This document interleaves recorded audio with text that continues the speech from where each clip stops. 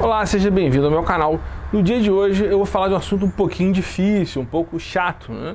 Mas como eu não sou um piloto ligado a uma empresa ou algo do gênero, eu não tenho ligação formal com nenhuma empresa do segmento aeronáutico, eu me sinto à vontade para fazer aqui, de certa forma, um estímulo, ou talvez se você quiser encarar como uma denúncia, em relação a mudanças que precisam ocorrer no espaço aéreo brasileiro, muito ligado à aviação geral. Vamos recapitular aqui. Há quantos anos não acontece um grande acidente aeronáutico, né, em aeronaves de grande porte, nas linhas aéreas? O último que eu lembro no Brasil foi em 2007, o avião da TAM varou a pista em São Paulo e sofreu um acidente, todo mundo morreu dentro da aeronave, infelizmente. Mas observa, hoje o ano é 2021, já estamos no final do ano. Ou seja, há 14 anos não acontece nenhum acidente grave com a aviação de grande porte, a linha aérea no Brasil. Mas em compensação, a aviação geral tem diversos acidentes.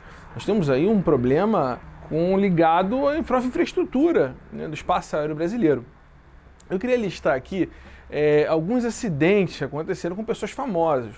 Hoje o que está me estimulando seria o caso da Marília Mendonça, né, uma pessoa de carreira já consagrada, está em destaque nacional. Hoje eu ouvi o dia inteiro as pessoas falando a respeito do acidente dela, ouvia música, os vizinhos várias vezes ouviram música. Eu não sou um grande fã de música sertaneja, mas eu compreendo e respeito a situação que está acontecendo.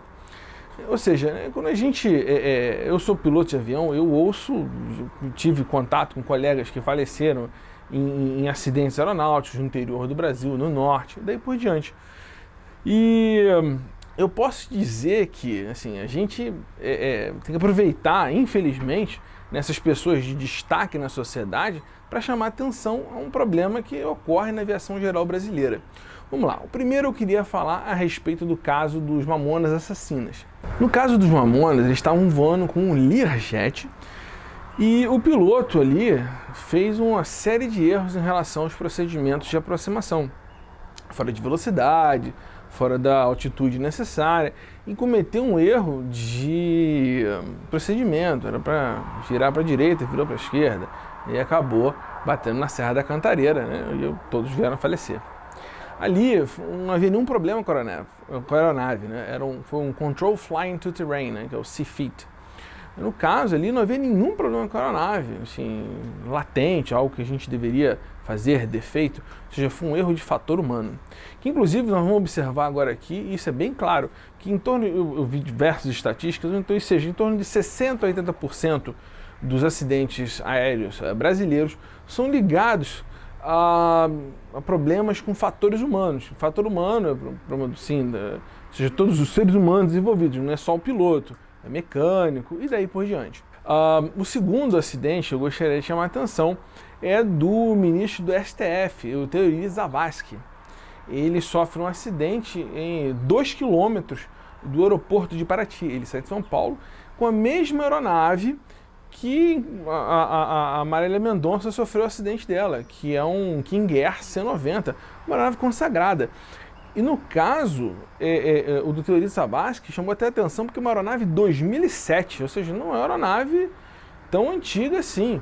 Houve uma suspeita na época que poderia ter sido provocada e coisas do gênero.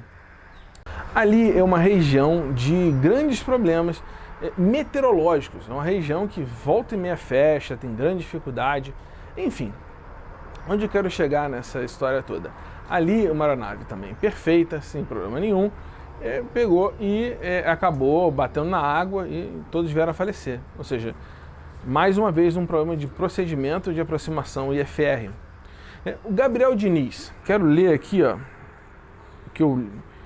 o relatório, uma parte do relatório. Condições meteorológicas adversas, atitude e indisciplina de voo do piloto levaram à queda da aeronave que transportava o cantor Gabriel Diniz. Ali, no caso, era uma aeronave que eu tenho um grande carinho para essa nave, a PA-28. Aqui no Brasil a gente chama de Tupi, eu lembro que eu voei muito essa aeronave. Na Austrália, é um Warrior, eu até fui no meio do deserto sozinho com essa nave, voei um monte. O piloto, aliás, dois pilotos, só um estava com a carteira habilitada e ele era um piloto muito novo no segmento, ele nem tinha piloto comercial. Ou seja, comercialmente ele nem podia trabalhar, né? Ali não sei se alegavam que era amigo dele. O piloto privado você pode fazer isso, você pode voar com seus amigos, enfim. Mas ele era um piloto de 80 e poucas horas de voo e uma aeronave que não podia voar FR, ou seja, se você está com situações marginais, você provavelmente vai ter que ou voltar, pousar no lugar mais próximo, ou seja, se você está com um clima ruim, você tem que voar IFR, mas como eu estou dizendo aqui, ó, observando todos os problemas ligados ao EFR no Brasil, isso é problemático aqui. O quarto acidente aeronáutico, eu gostaria de chamar a atenção, é para o candidato à presidência da República, Eduardo Campos. Ele sofreu um acidente, né, no litoral de São Paulo, na região de Santos, após uma arremetida. Ali, novamente, uma aeronave sem problema, sofreu um stall e acabou, perdeu a sua sustentação, bateu no solo, né, e sofreu um acidente fatal. Ali, o acidente dificilmente teria como ter sobrevivente, né, pela característica da queda. Mas assim, você parar de observar, era um Citation, ou seja, é um jato moderno de alta qualidade. Enfim, aqui dessas 4 acidentes que eu chamei a atenção, 3 deles a gente estava em aproximação. Só o do Gabriel Diniz não estava em uma situação de aproximação, mas mesmo assim era algo ligado ao IFR, ou seja, voar sobre instrumentos. Quando eu falo IFR, eu estou sempre falando voar sobre instrumentos. Ou seja, eu, como tive acesso a um espaço aéreo muito mais desenvolvido que o nosso, mais bem trabalhado, eu gostaria de fazer aqui algumas sugestões de melhoria para a aviação geral no Brasil. Tá? Vamos lá. 1. Melhorar os voos por instrumento aqui. Ainda é muito rudimentar. Essa que é a realidade. Cartas de saída, aproximação, mesmo que sejam de forma prática, elas têm que ser postas em uma quantidade maior de aeródromos intermediários. Eu cito o exemplo aqui do aeroporto que eu mais tenho contato recentemente, que é o aeroporto de Juiz de Fora, o aeroporto da Serrinha aqui. Ele não tem mais nenhuma carta de aproximação, ele tem carta nenhuma, na verdade. Só tem carta VAC mostrando o tamanho da pista, as coisas do gênero. Eu fiz uma pesquisa hoje, rapidamente, a respeito do aeroporto de Caratinga, onde aconteceu o acidente da Marília Mendonça. Olha, não tem carta de nada, nem a VAC, que é da pista do aeroporto, mostrando o mesmo tamanho, coisas simples, é importante, né? Mas nem esse tipo de informação tinha. E lá demonstrava ter uma torre em tal coordenada. Pô, difícil pra caramba ver uma coordenada ali, assim, um negócio que você visualiza rápido.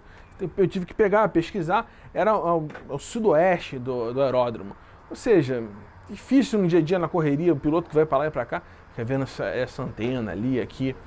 Ou seja, é preciso investir. E hoje em dia existe o GNSS, que é o GPS.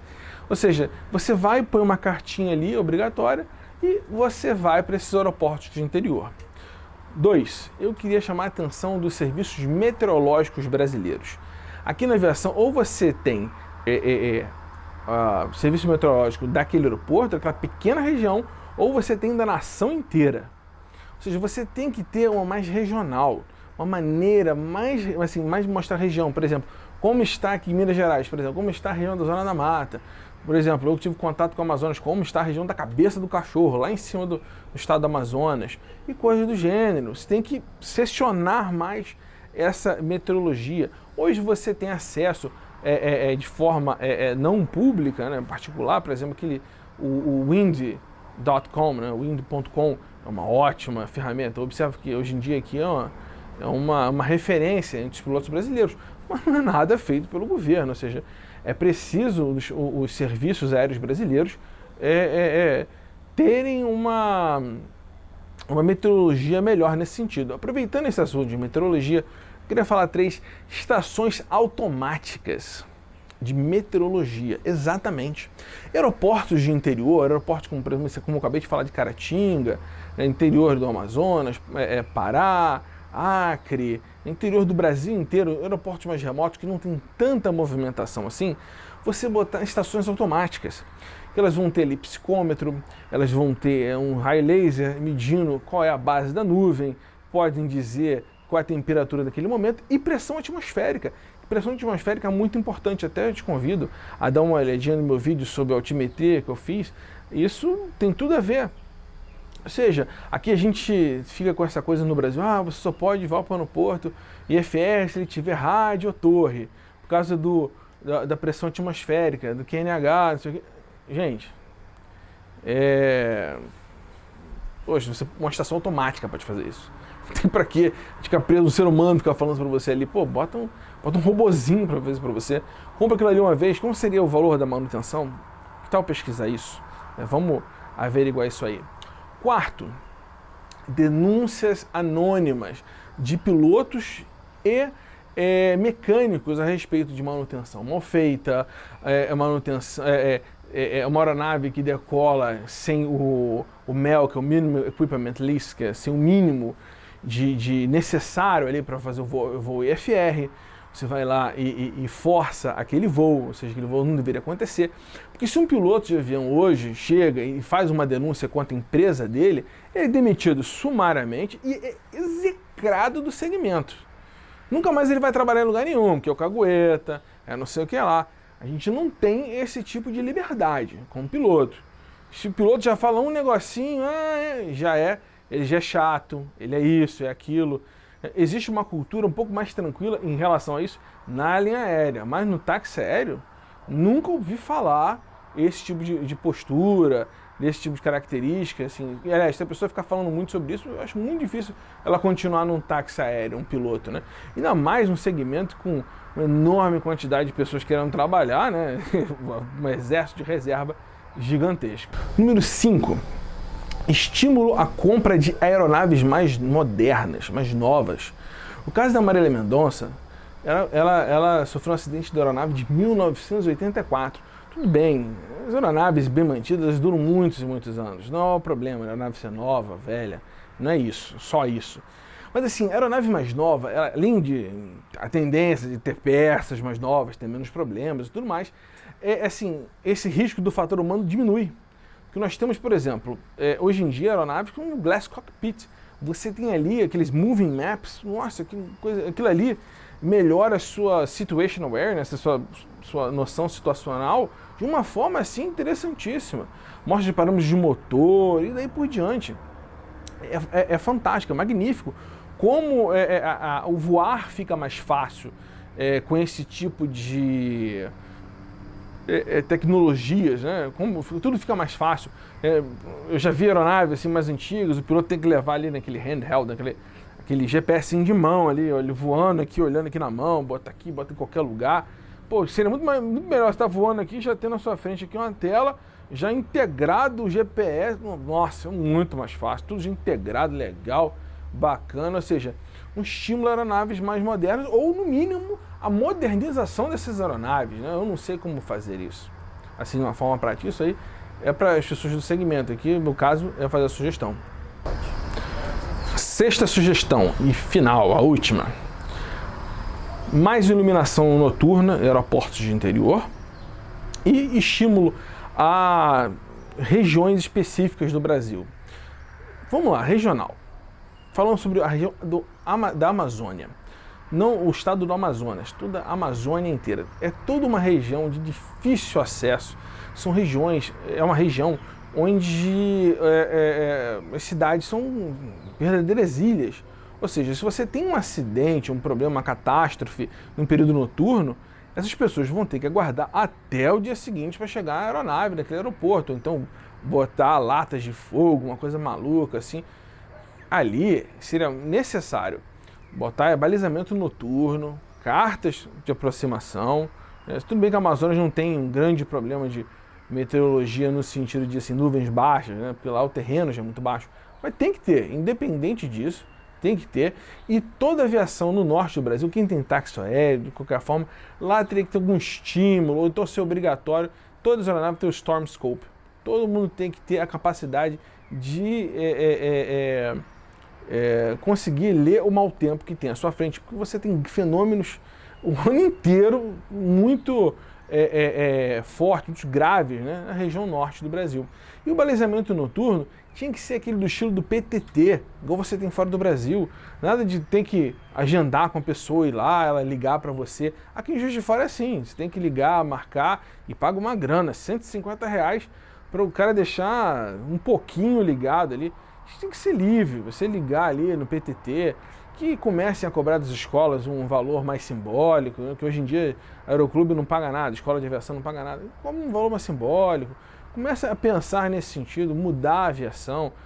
É preciso que a aviação brasileira regional tenha investimentos, avanços, ser repensada de uma maneira mais prática, de uma maneira que funcione. Como eu falei, o piloto que denunciar que está tendo problemas na aviação dele, lá na região dele, ou na aeronave dele, no táxi aéreo dele, ele vai ser repreendido? Não, tem que ser a mesma coisa de uma investigação aérea. Você não está fazendo investigação ali para culpar as pessoas, é para que aquilo não aconteça novamente. Ter esse pensamento. Ou seja, essas mudanças podem aumentar a segurança da aviação brasileira. E eu estou aqui aproveitando, né, como agora esse caso da Marília Mendonça chamou a atenção para isso, eu queria aproveitar e fazer essa característica e mandar minhas condolências aos pilotos, né, que estavam em comando dessa aeronave da Marília Mendonça e todos os colegas que perdem a vida trabalhando pelo Brasil, e não só pelo Brasil, pelo mundo inteiro, tá? É sempre uma tristeza quando a gente tem que lidar com um assunto como esse, mas vamos tentar evoluir com esse problema que aconteceu aqui. Gente, até a próxima, não se esqueça de se inscrever no canal e comenta a respeito desse vídeo. Até mais, tchau, tchau.